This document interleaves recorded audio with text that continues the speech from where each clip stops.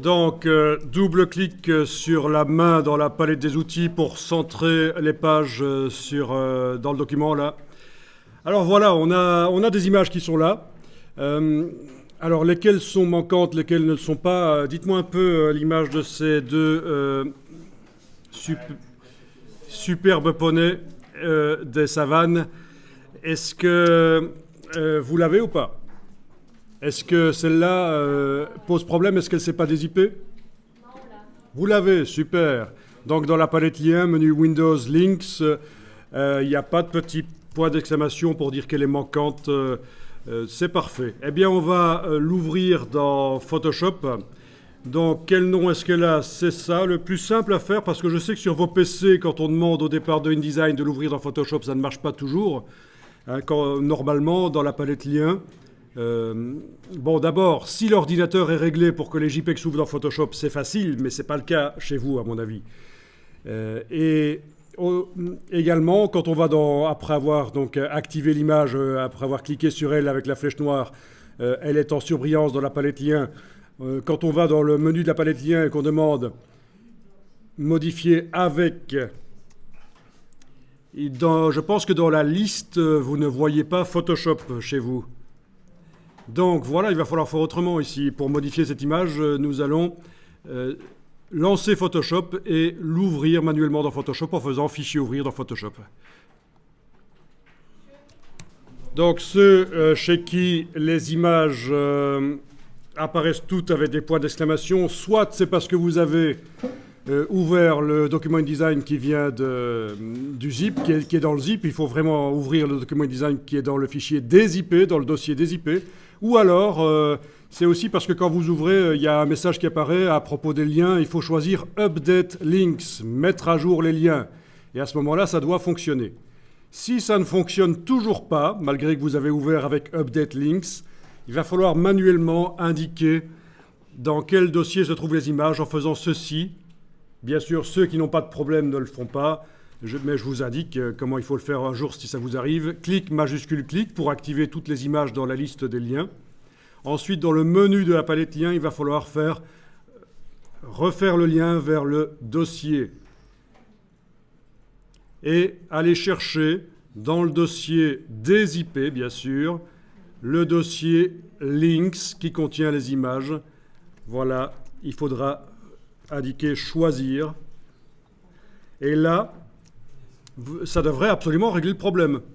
Donc voilà, vous avez tout ce qu'il faut pour arriver à ce que les images, sauf bien sûr celles qui n'ont pas réussi à se dézipper, mais en tout cas la plupart des images soient accessibles. En tout cas, celle de ces deux poulains de savane devrait être accessible.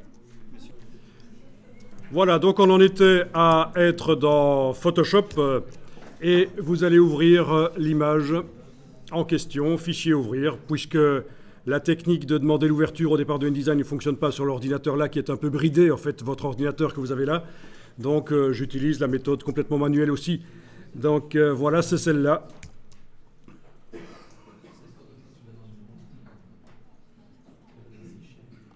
Parfait. Alors en bas à droite, en bas à gauche du cadre, en bas à gauche du cadre, vous avez une indication sans doute de la taille du document, comme ceci. Ça va venir, voilà ça. C'est ce que vous avez, ce genre de choses? En bas à gauche, vous allez sur la petite flèche, vous allez demander profil du document. Profil du document. Et ça vous indique normalement quoi? RVB sans description? Oui, en effet, parce que j'ai mon Photoshop en version française. Parce qu'il faut que je vous dise que pour faire fonctionner les logiciels Adobe en version anglaise, j'ai dû aller précédemment dans les préférences de l'ordinateur. C'est la même chose sur Windows. Si vous voulez faire fonctionner les logiciels Adobe en anglais, changer de langue, il faut changer la langue du système d'exploitation. Donc moi, précédemment, je suis allé là dans les réglages de langue de l'ordinateur. J'ai mis anglais en premier lieu. Raison pour laquelle donc mon InDesign s'est lancé en anglais. Par contre, Photoshop, c'est l'exception. C'est l'exception.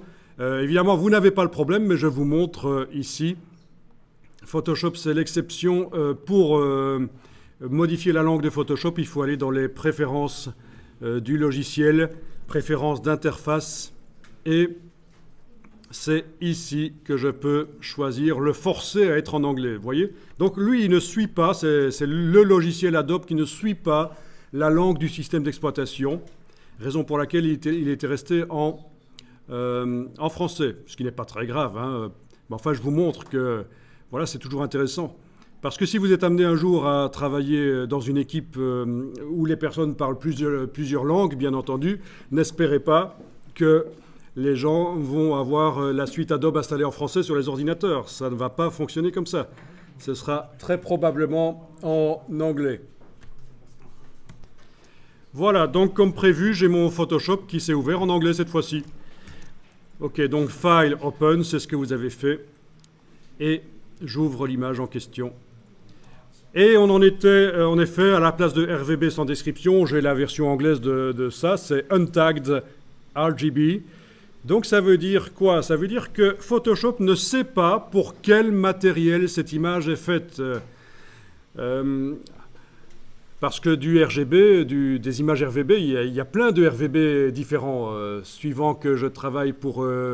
c'est du RVB pour une télévision, c'est du RVB pour le cinéma, c'est du RVB pour tel écran. Voilà. Un écran bas de gamme d'internautes, les écrans que les internautes utilisent, ou un écran de graphiste haut de gamme, donc il y a plein de RVB différents. Et pour quel matériel cette image est-elle prévue, en fait?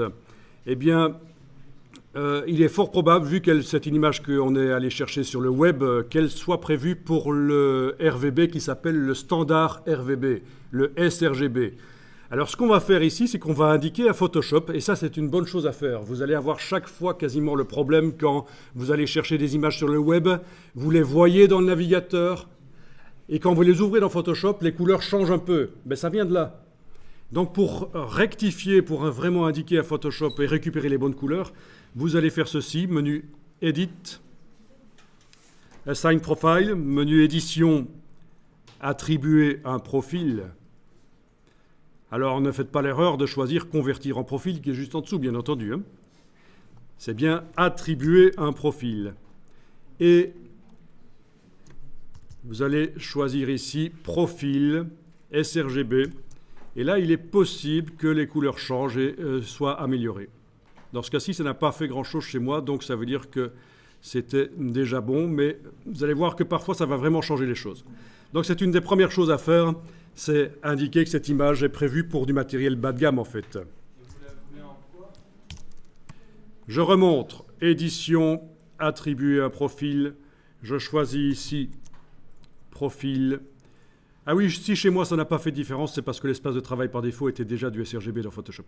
Mais donc sinon voilà, vous devez ici aller dans Profil, et dans la liste des profils, c'est tout au-dessus de la liste, vous avez le sRGB qui fait partie des profils standards, des profils habituels, courants, connus du monde de l'infographie. Et donc c'est celui-là. Les autres, vous avez le Profoto qui est connu aussi, c'est pour le matériel Kodak. Vous avez le 709, c'est pour la ultra haute définition, c'est la télévision. Vous avez le Adobe RGB, c'est en général ce que les graphistes utilisent. Quand on photographie avec un appareil photo, il faut régler son appareil photo en Adobe RGB. Les couleurs seront meilleures que s'il est réglé en sRGB. Mais enfin voilà, nous on a une image ici qui vient du web, donc c'est sRGB. OK.